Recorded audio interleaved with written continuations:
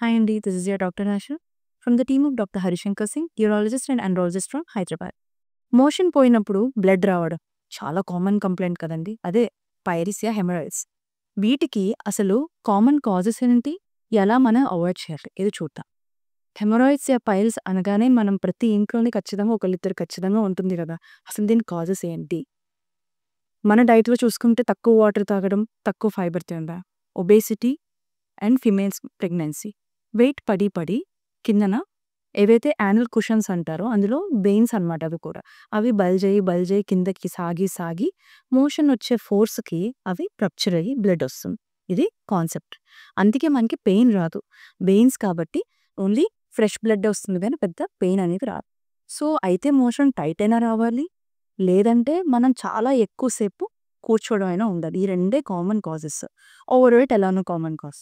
So, మనం first fibre, water పెంచడం వల్ల మోషన్ అనేది సాఫ్ట్ అవుతుంది కదా. సో, ఆ రిస్క్ ఫ్యాక్టర్ అవాయిడ్ చేస్తాం. సెకండ్, ఎక్కువ సేపు వాష్‌రూమ్‌లో కూర్చోవడం. అవునండి. కొంతమందికేంటంటే మోషన్ వచ్చినట్టు అనిపిస్తది.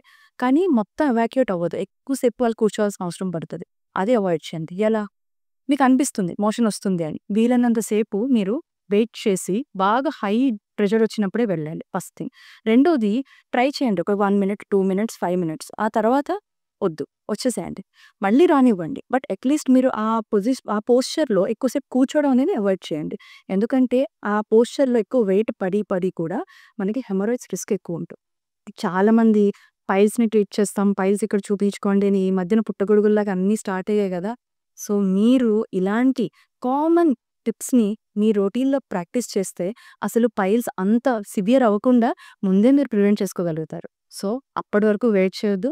First consult your doctor and get yourself evaluated if you have any bleeding PR. మీ ఇంట్లో గానీ, మీ రిలేటివ్స్‌లో గానీ ఎవరికైనా ఇటువంటి ప్రాబ్లమ్ ఉండి, ఈ హ్యాబిట్స్ ఉంటే వాళ్ళకి ఈ వీడియో తప్పకుండా షేర్ చేయండి. Thank you. Stay happy, stay healthy.